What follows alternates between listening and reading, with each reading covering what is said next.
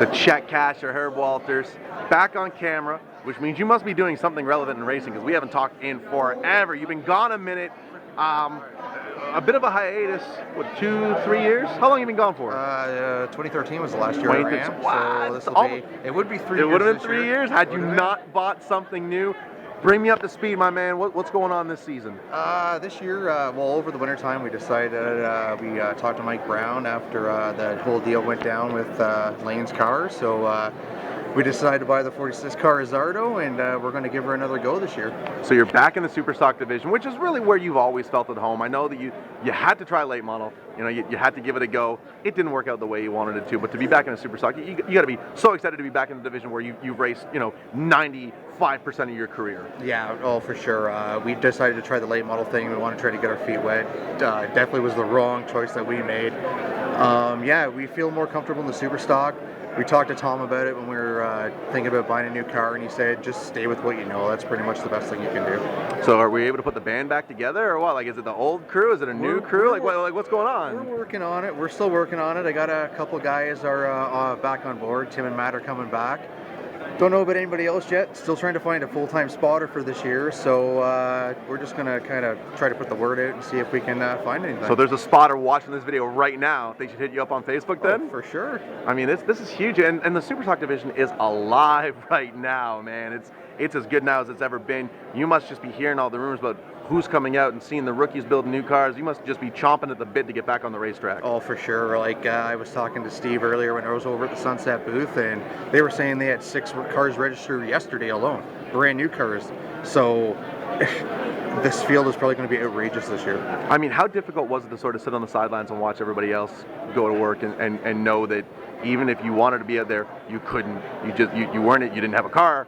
Did you have a trailer? I think you sold your trailer too, sold right? Everything. So you didn't have a trailer? We had nothing. You didn't have a car, no pit card, nothing. No nothing. So what's it like to sit on the sidelines? It's different from the guys that are taking a hiatus. They got a car at home. I'll bring it out when I'm ready. But when you don't have anything and you have to sit on the sidelines, it just must have been agonizing. You know what?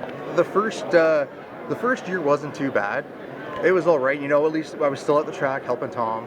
It wasn't bad. But then the second year kind of came around, and I think the last hiatus I took, it was only a couple of years too. Yeah. And it was just like, by the end of the year, we're just starting to get the itch back.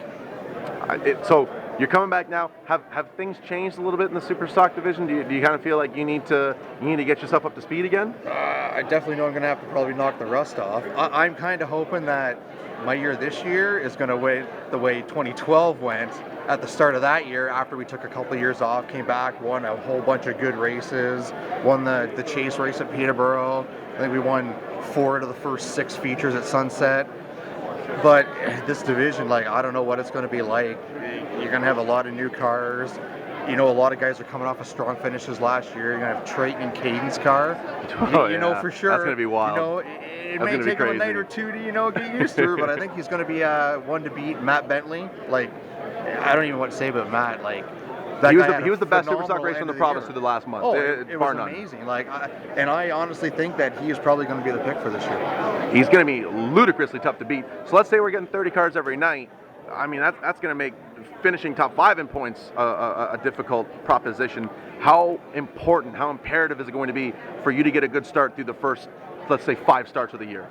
I think it's going to be pretty important. We had an amazing start, the last time, and it went great till halfway through the year, and I don't know if it was just bad luck what had happened, but we fell off the last half. We lost the lead after that. I guess it was almost 2 nights after mid-season we lost the points lead, and we ended up 5th in the points. So I think with the field the way it's going to be, you're going to need a good jump. Now, it doesn't happen without marketing support. You wouldn't have been able to come off the bench and come back to racing had it not been for the folks that believe in you, that want to be a part of your program. So show them a little bit of love. I got to thank Graves Towing.